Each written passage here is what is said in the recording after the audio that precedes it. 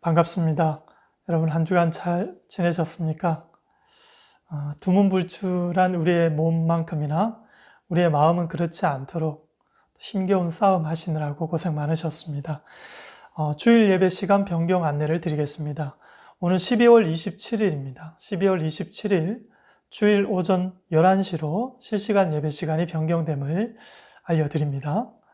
다음 주일이 아닌 12월 27일부터 변경된 오전 11시 예배로 시작을 하도록 하겠습니다. 기억하시기 바랍니다.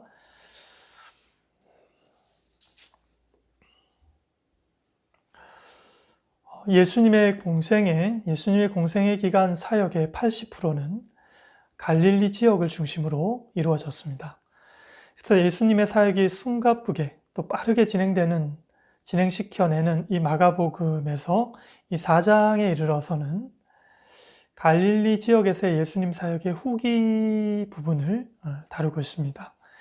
예수님 사역이 깊어질수록 어떻습니까? 예수님은 대중적인 분이 되셨습니다. 예수님을 주변에 모르는 사람들이 아무도 없어요.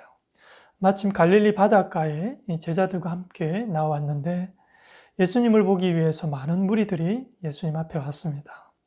그래서 예수님이 이때를 기회로 바다에 떠 있는 배 위에 예수님이 자리를 하시고 바다 쪽에서 육지를 향해서 예수님이 서시고 육지에 있는 무리들은 바다 쪽을 향해서 예수님의 말씀을 경청하기 시작합니다.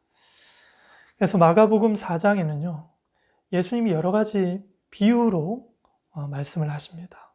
비유는 여러 가지지만 주제는 하나입니다. 이 땅에 임한 하나님 나라, 그 나라를 선포하는 것이고요. 그 나라에 대한 속성과 그 나라의 비밀에 대해서 알려주는 것이죠. 하나님 나라에 대한 바른 이해를 우리가 두 가지 정도로 좀 이해를 갖고 말씀을 이어가겠습니다. 먼저는 하나님 나라를 우리가 생각할 때는요, 장소적인 개념보다는 통치적인 개념으로 그 나라를 이해하셔야 합니다. 이를테면 내가 지금 선 이 자리에서 하나님의 말씀을 내 삶의 최고의 권위로 두고 행동한다면 내가 선 이 자리가 하나님의 나라가 되는 것입니다. 이처럼 하나님 나라를 우리는 장소적 개념보다는 통치적인 개념으로 하나님의 말씀을 내 삶의 우선순위로 두고 사는 그 삶의 현장이야말로 하나님의 나라다라고 이해하시면 됩니다. 두 번째로 이 하나님의 나라는요, 현재성이 있고 미래성이 있다는 겁니다. 이미 이루어진 하나님 나라지만 아직 완성되어지지 않은 나라입니다. 예수님의 초림으로 예수님과 함께 이 땅에 이미 드리워진 하나님의 나라. 그러나 예수님께서 다시 오실 예수님의 그 재림의 때에 완성되어질 하나님의 나라가 되는 것입니다. 그 사이에 이 나라는 점점점 성장하고 확장하고 자라가서 완성을 향해 끊임없이 나아가는 것이죠. 옛날에 씨 뿌리는 사람이 밭에 씨 뿌리러 나왔더라 하시면서 이제 예수님이 말씀을 시작하십니다.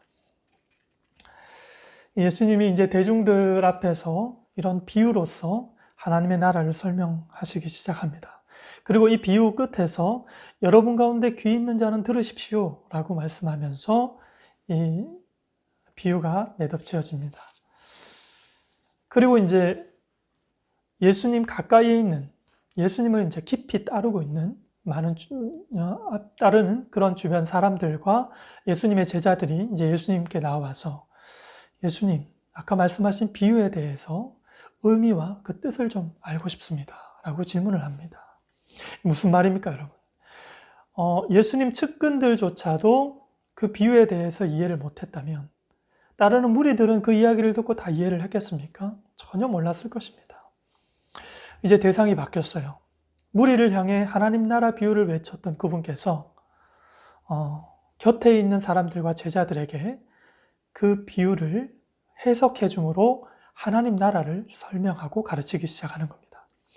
예수님이 말씀하시기를 하나님 나라의 비밀이 너희에게는 주어졌지만 저 바깥에 있는 사람들에게는 내가 다 비유로 말하는데 그렇게 하는 이유는 그들이 보아도 알지 못하고 들어도 깨닫지 못하도록 하여서 저들이 용서받지 못하도록 하기 위해서 내가 그렇게 했다라고 말씀하십니다. 그러면서 13절 말씀에 또 이르시되 너희가 이 비유를 알지 못할진대 어떻게 모든 비유를 알 수 있겠느냐 이렇게 말씀합니다. 지금 처음으로 하나님 나라를 가르치시면서 처음으로 드는 이 비유에서 이 비유가 그만큼 중요하다라는 이야기입니다. 이 비유에 대한 깨달음과 이해를 분명하게 가지지 못한다면 지금부터 하는 다른 여러 가지 비유로 하나님 나라를 가르쳐더라도 너희들은 그것을 이해하지 못할 것이다. 그러니 이 비유에 대한 이해가 참 중요하다라고 말씀하시는 겁니다. 그래서 이것을 저는 이렇게 표현하죠. 비유들에 대한 비유. 비유들을 위한 비유. 그것이 지금 우리가 가진 이 본문의 이 비유의 내용입니다. 자, 이 땅에 임한 하나님 나라의 속성과 또 그 비밀을 이 비유에 대한 해석으로 설명할 테니 너희들 잘 들어야 된다라고 하시면서 말씀하십니다. 씨를 뿌리는 이는 말씀을 뿌리는 것이다. 씨는 하나님 나라의 메시지라는 말씀입니다. 길가에 뿌려진 씨는 하나님 나라의 메시지를 듣지만 곧바로 사탄이 와서 그 말씀을 다 빼앗아 가버리기 때문에 말씀을 들었으나 전혀 듣지 못한 상태에 있게 된다라는 겁니다. 돌밭에 뿌려진 씨는요, 말씀을 듣고 기쁨으로 그 말씀을 받지만 뿌리가 없는 사람들이다. 그들은 잠시 열광하는 사람들에 불과하다. 이런 사람들은 말씀 때문에 어려움이 닥치거나 공경에 닥치게 되면 금방 그 말씀을 저버리는 그런 사람들이다. 가시덤불 사이에 뿌려진 씨는 말씀을 듣지만 말씀을 듣는 무리 속에 함께 소속되어져 있지만 현실 걱정과 돈의 유혹과 여전히 자기 욕망이라고 하는 그것들에 사로잡혀서 말씀이 질식을 당해서 말씀의 열매를 결국 못 맺게 된다. 그러나 좋은 땅에 뿌려진 씨는 말씀을 듣고 받으면서 열매를 몇 대 많이 맺는다. 어떤 사람은 30배, 어떤 사람은 60배, 심지어는 100배의 열매를 맺는다라고 예수님께서 하나님 나라를 이렇게 가르치십니다. 여러분, 우리가 많은 비유를 보지만요, 농부가 씨를 뿌리는 이런 사건을 비유의 내용으로 설명하는 이유가 무엇일까요? 이 농부의 비유는요, 1차적으로 구약 이스라엘 백성들의 역사의 연장선상에서 이 갈릴리 유대인들이 있다라는 것을 이 큰 그림 안에서 우리가 말씀을 보셔야 합니다. 무슨 말인가 하면 이 구약에 우리가 성경을 보면 하나님께서 나무를 심으시고 나무를 뽑아다가 또 다른 곳에 심으시고 열매를 맺지 못하는 곳에 심었다가 다시 열매를 맺는 곳으로 심고 이런 어떤 표현들이 성경에 나옵니다. 하나님의 백성들을 하나님께서 그렇게 하시는 것인데요. 지금 이 이스라엘 백성들의 현재 상태는 그러면 어떻습니까? 지금은 이 유대인들은 어찌 보면 하나님께서 하나님의 영광과 자신의 이름을 만국에 알리기 위해서 이 땅의 씨앗처럼 심은 하나님 당신의 자녀요 당신의 백성들입니다. 그런데 유대인들이 하나님께 죄를 범함으로 인하여서 열매 맺지 못한 땅으로 옮겨지게 되어진 상황입니다. 지금 상황이 그렇습니다. 로마의 속국으로 있고 사회 구조적으로는 노예나 다름없는 상태에 있고요. 종교적으로도 타락할 대로 타락해서 성전을 도적의 구렬로 만든 장본인들이 바리새인이나 서기관 같은 그런 지도자들입니다. 그만큼 타락했다는 이야기입니다. 지금 오늘 본문의 위치는 어떠십니까? 구약과 신약에 약 400년이라고 하는 그 암흑기라는 것이 있어요. 하나님의 침묵기라고 해서 하나님의 백성의 암흑기라고 그렇게 말씀합니다. 바로 그 지점에 있습니다. 그래서 영적으로 말하면 하나님이 농부이시고 이스라엘은 그 뿌리로 뿌려진 씨앗인데 이스라엘이 지은 죄로 인해 잠시 영적 유배지에 갇혀 있는 상태. 그러다 보니까 어떻습니까? 구약 우리 조상들에게 하나님이 약속하신 그 약속하신 메시아, 그 메시아를 학수고대하면서 지금까지 오게 된 겁니다. 그래서 이 밭의 비유는요, 하나님이 오랜 유배 시절 후에 이스라엘 백성을 다시, 그러니까 더 좋은 땅으로 다시 심으시겠다는 그 가르침을 하나님 나라의 가르침을 비유로 그렇게 설명하고 계시는 것입니다. 씨 뿌리는 비유를 통해 듣고 있는 이 갈릴리 유대인들, 단순히 농부와 씨의 비유로 듣지 않고 금방 말씀드린 이 구약의 자기 조상들에게 하신 하나님의 약속의 성취에 대한 그림으로 분명히 이 말씀을 받았을 거라는 말입니다. 바로 그 약속의 성취로 오신 예수 그리스도를 메시아로 가르치고 보게 하시는 것으로서 이 하나님 나라에 대한 가르침을 예수님이 하고 계시는 것입니다. 그런데 문제는요, 하나님 나라가 이 화려한 빛을 발하면서 세상 무대에 등장할 것으로 사람들은 기대했습니다. 심지어는 적대적인 세력들도요, 돈과 권력으로 올 메시아에 대해서 올 메시아를 회유하기 위해서 준비하고 있었습니다.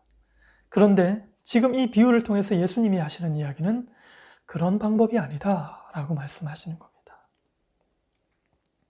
하나님의 나라가 이 땅에 도래했을 때 단숨에 만물이 복종하는 형태로 임하고 성장하고 자라가는 것이 아니라 이런 다양한 방식으로 사람들이 반응하게 될 것을 비유를 통해 설명하고 있는 것입니다.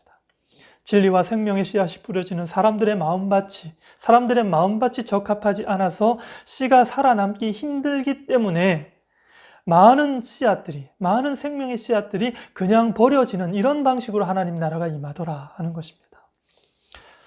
이 비밀의 해석을 듣고 알게 되는 사람들의 입장에서는 결코 이 이야기가 반가운 이야기로만 들려지진 않을 겁니다. 오히려 질문이 생길 겁니다. 왜 이런 방식입니까? 가짜 씨앗도 아니고 진짜 씨앗을 심었는데 왜 이런 씨앗이 상당수 버려지는 방식으로 하나님 나라가 이 땅에 임하시는 겁니까? 이 비유는요, 예수님의 사역의 핵심을 잘 집약해서 보여주고 있습니다. 무슨 말인가 하니까 예수님은 모든 사람이 이 비유에 대해서 그 의미를 깨닫기를 원치 않으셨어요. 왜냐하면 지금 예수님이 하시는 말씀을 대중이 다 깨닫게 된다면 당장 겪게 될 파장이 너무 크기 때문에 길거리에 내어놓을 수 있는 진리가 아닌 겁니다. 당시 헤롯이나 로마 정부가 이 사실을 들었다면 저들은 결코 가만히 있지 않았을 것입니다. 그것만으로서도 이 하나님 나라는 여러 가지로 불편과 위기를 맞게 될 것입니다. 뿐만 아니라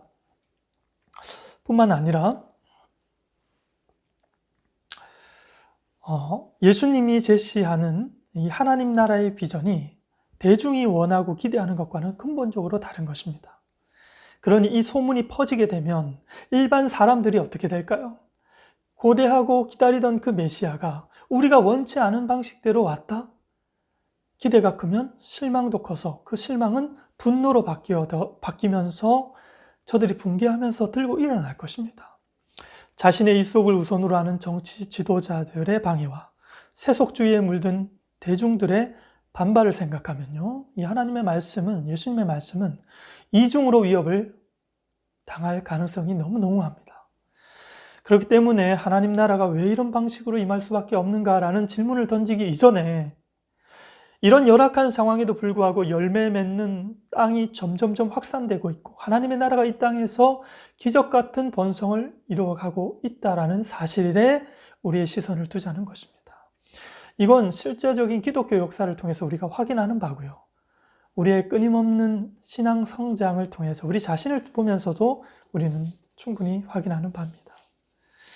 오늘 본문을 볼 때 이 뿌려진 씨앗의 효율성이라는 것은 무엇에 달려 있습니까? 뿌리는 자의 결정에 달려 있습니까? 아닙니다. 어떤 밭에 뿌려졌는가 하는 것에 이 씨앗의 효율성의 결정성이 달려 있는 것입니다.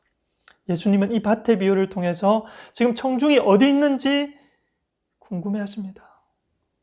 대단히 이것이 중요하다는 거죠. 이 뿌리는 자는 하나님이십니다. 그리고 그 씨앗은 생명의 씨앗입니다. 생명의 말씀입니다. 근데 그 말씀이 열매를 맺을 수도 있고 맺지 못할 수도 있습니다. 무엇에 따라서? 그 마음밭의 여부에 따라서 그렇습니다. 그렇기 때문에 예수님의 최고의 관심사가 말씀을 듣고 받는 우리의 마음밭이 어떤 상태이냐 하는 것입니다. 오늘 본문에 앞서서 이야기를 했지만 우리 몇 가지 예시를 좀 더 구체적으로 한 번 더 설명을 드리겠습니다. 길가에 뿌려졌다는 것은 말씀을 듣기는 듣는데 전혀 반응을 보이지 않는 상태를 길가밭에 뿌려진 마음의 상태라고 합니다. 딱딱한 길땅이다 보니까 뿌리를 내리지 못한 상태입니다. 마음이 완곡한 사람, 마가복음에서는 이런 사람을 이제 바리새인과 서기관을 염두에 두고 이렇게 표현한 것입니다.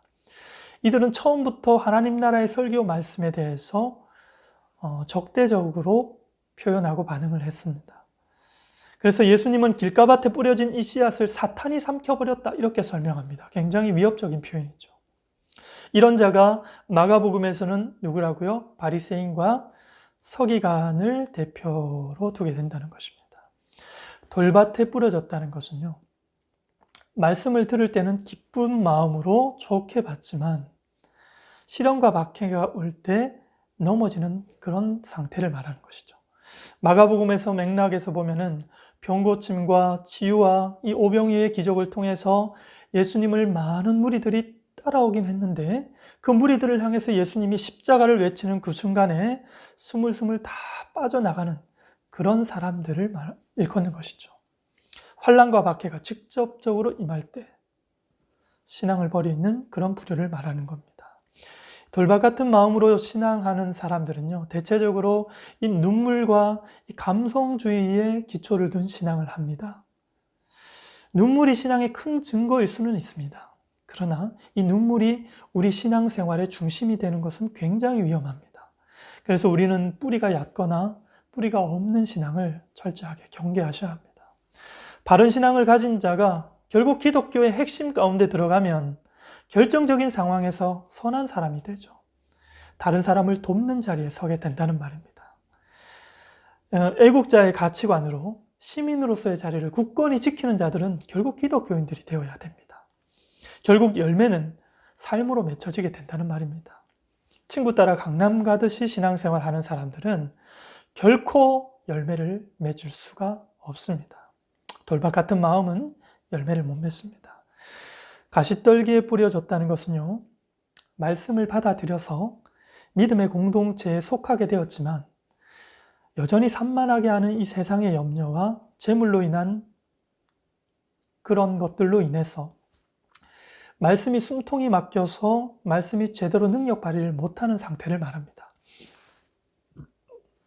그러니까 돌밭 같은 개념이 일종의 외부의 어떤 환난과 박해의 장애물이 있다면 이 가시떨기에 떨어졌다는 것은 정신적인 산만함으로 인해서 세상의 것들, 세상의 염려와 재물들이 장애물이 되는 것입니다. 이렇게 구분하시면 되겠습니다. 이미 믿음의 공동체에 들어선 오늘 우리들 입장에서 이 말씀을 비유하면 이런 표현입니다. 가시떨기에 뿌려진 마음밭이라는 것은 말씀이 우리를 공적 예배 현장으로 우리를 이끄는 것은 맞는데 그 말씀이 우리의 삶의 현장으로 이끌거나 그 말씀이 우리의 삶을 주도하는 그런 말씀은 못 된다라는 이야기입니다. 아마도 성도들 마음밭이 이 구간에 많이 정체되어 있지 않을까라는 생각이 듭니다. 이런 겁니다. 오늘날처럼 이 코로나19 재난이 가져다 두는 염려와 불안이라고 하는 이 가시떨기가 우리의 마음의 씨앗을 덮고 있어서 이 땅에 들여온 하나님 나라가 그럼에도 불구하고 본질적으로 끊임없이 성장, 발전, 완성을 향해 돌진하는 이 놀라운 신비와 이 놀라운 소망과 기대에 대한 인식은 전혀 갖지 못하는 상태, 그런 상태를 말하는 거죠. 반면 좋은 땅에 뿌려졌다는 것은 오늘 성경 20절 말씀해 보니까 이 좋은 땅에 뿌려졌다는 것은 곧 말씀을 듣고 받아 이렇게 표현합니다. 시제상 이것이 현재 시제입니다. 지금도 ing, 지금도 진행되고 있는 상태를 말하는 거죠. 좋은 땅을 구성하는 사람들은요, 말씀을 계속적으로 듣고 받고 있는 그 상태를 말하는 거죠. 말씀이 내 안에, 내가 말씀 안에 있으면 말씀을 맺습니다. 열매를 맺습니다. 많이 맺습니다. 예수와 함께 예수 안에서의 삶을 최고의 행복과 최고의 가치로 여기면서 살고 계십니까? 여러분 그 상태, 그 자리 끝까지 고수하시기 바랍니다.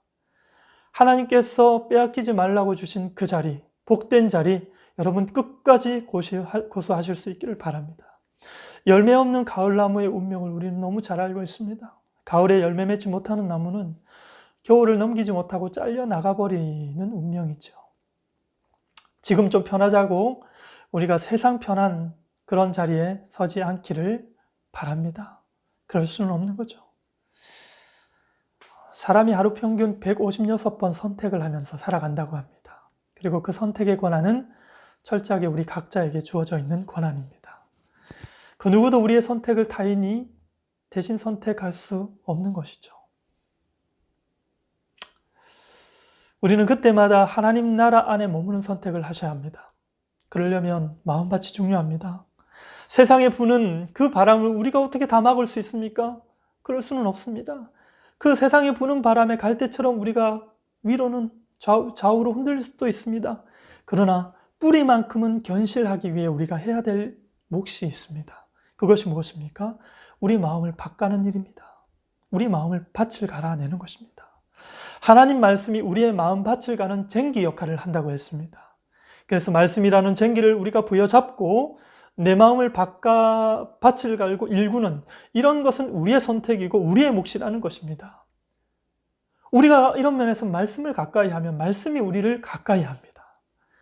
우리가 능동적으로 적극적으로 하나님 말씀 가까이 나아가면, 하나님 말씀을 의존적으로 나아가면 불안과 염려를 어떻게 뚫고 나가지 하는 그런 불안과 염려 가운데 있는 우리들을 위해서 말씀이 우리 가운데 오셔서 우리의 삶을 주도적으로 가장 좋고 선한 길로 이끌어 가십니다.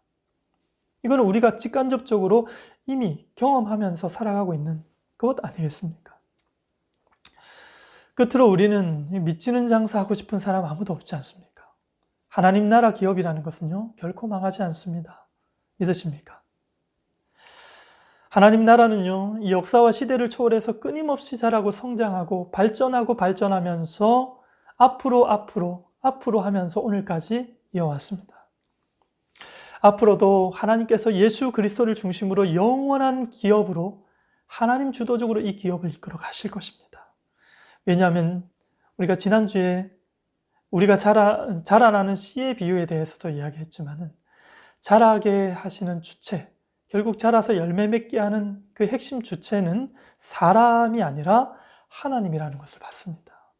하나님께서 이 부분에 대해서 궁극적인 사업가로서 하나님께서 주체적으로 이 일들을 이루기 때문에 그것은 정체될 일도 없고 퇴보될 일도 없으며 끊임없는 전진과 발전과 목적 달성만 있는 것이죠.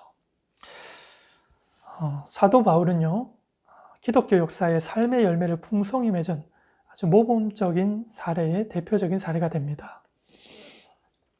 그가 서신서를 쓴 그 서신서의 내용을 보면은요, 그가 표현한 표현들 중에 가장 자주 한 표현 중에 이런 표현이 있어요. 그리스도 안에, 그리스도 안에서, 그리스도로 말미암아, 이런 표현들이 상당히 많습니다. 씨앗의 상태가 문제가 아니라 우리가 그리스도 안에, 그리스도가 내 안에 있을 때 우리는 반드시 열매를 맺습니다. 그렇지 않으면 천하 없어도 열매를 맺지 못합니다. 수고의 결과를 얻지 못한다면 우리는 결코 내년 봄을 기대할 수 없습니다. 그러나 우리가 말씀 안에, 말씀이 내 안에 있으면 우리는 필연적인 열매를 맺습니다. 그리고 많은 열매를 맺습니다. 우리의 수고도 있고 성실도 있는데 결과적으로 열매가 없는 가을나무라. 여러분, 이거만큼 허무하고 이거만큼 처절한 것도 없는 것이지 않겠습니까? 아무것도 염려하지 말고 다만 모든 일에 기도와 간구로 너희 구할 것을 하나님께 아뢰라. 그리하면 모든 지각에 뛰어난 하나님의 평강이 그리스도 예수 안에서 너희 마음과 생각을 지키시리라. 천하의 하나님의 평강이라 할지라도, 천하의 생명의 말씀이라 할지라도 그리스도 안에 있을 때 생명의 열매, 그리스도 안에 있을 때 믿음의 열매를 맺게 되는 것입니다. 말씀이라는 쟁기를 붙잡고 부단히 마음을 밭가는 한 주간의 삶을 사시는 저와 여러분들 되기를 바랍니다. 좌로나 우로나 치우치지 않고 이 믿는 자의 활력과 전진의 태도를 끝까지 일관하실 수 있기를 축복합니다. 여러분의 믿음의 행보에 결국 여러분이 수고한 열매를 먹을 뿐만 아니라 여러분을 위해 수고하신, 여러분을 위해 하나님이 수고한 그 열매까지 풍성히 먹고도 남는 그런 결과를 얻게 되는 줄 믿으시기 바랍니다. 함께 기도합니다.